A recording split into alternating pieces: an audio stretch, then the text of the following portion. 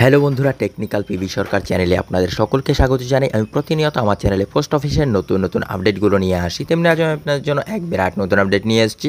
Post office savings স্কিমে সুদ বাড়তে চলেছে। কোন সেভিংস স্কিমে কত সুদ পাবেন বিস্তারিত জানুন এই ভিডিওর মাধ্যমে। বিস্তারিত জানতে পুরো ভিডিও দেখুন। পুরো ভিডিও না দেখলে কিছু বুঝতে পারো না, তাই পুরো ভিডিও দেখার অনুরোধ রইল আপনাদের সকলের কাছে। তাই আর দেরি না করে ভিডিওটিকে শুরু করছি।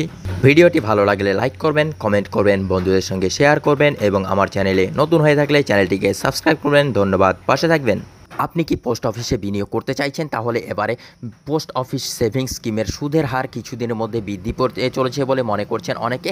তৃতীয়বারের জন্য নরেন্দ্র মোদী ক্ষমতায় আসার পর কিছুদিনের মধ্যেই ফের পুরো বাজেট পেশ করা হতে চলেছে, আর এই জন্যই সকলে মনে করছে এবারে হয়তো পোস্ট অফিসের ক্ষুদ্র সঞ্চয় প্রকল্পের সুদ বৃদ্ধি করা হতে পারে। Post office interest rate hike soon news update. সঞ্চয় বর্তমানে বহু মানুষই করেন, কারণ সঞ্চয় করা জরুরি।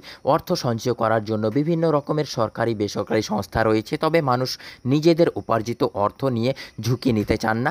আপনিও যদি অর্থ নিয়ে ঝুঁকি নিতে না চান তাহলে পোস্ট অফিসের স্কিমগুলোতে বিনিয়োগ করতে পারেন। পোস্ট অফিসের অর্থ বিনিয়োগ করার জন্য বিভিন্ন ধরনের ক্ষুদ্র সঞ্চয় প্রকল্প রয়েছে।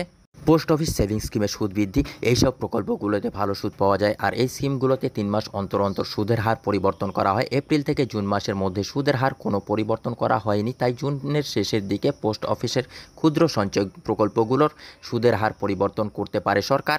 কোন পোস্ট অফিস সঞ্চয় প্রকল্পে সুদ বাড়তে পারে?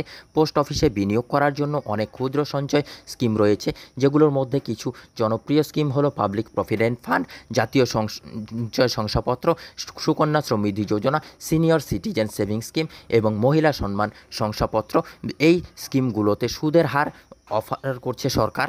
পোস্ট অফিসে সুদ বৃদ্ধি, এই স্কিমগুলোতে 3 মাস পর পর সুদের হার পরিবর্তন করা হয়। এপ্রিল থেকে জুন মাস পর্যন্ত এখনও সুদের হার সংশোধন করা হয়নি, তাই মনে করা হচ্ছে জুন মাসের শেষের দিকে সুদের হার সংশোধন করা হতে পারে সরকারের তরফ থেকে, কিন্তু এখনও পর্যন্ত কেন্দ্রীয় সরকারের তরফে পোস্ট অফিসের সুদ বৃদ্ধি নিয়ে কোনো সিদ্ধান্ত জানানো হয়নি। Post office interest rate for now.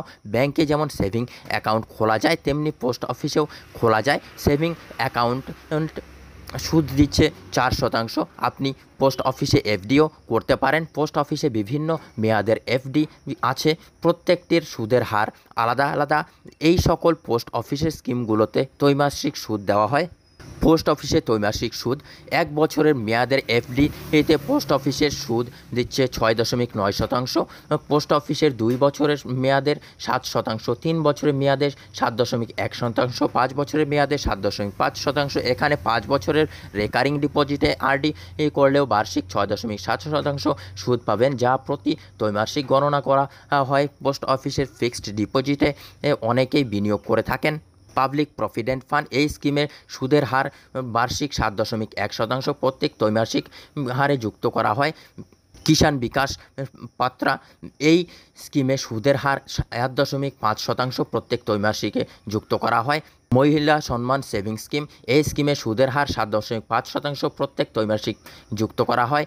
Sukanya Samriddhi Yojana, এই স্কিমে সুদের হার 8.2% প্রত্যেক ত্রৈমাসিক হারে যুক্ত করা হয়। মূলত মেয়েদের জন্যই এই স্কিম নিয়ে আসা হয়েছে।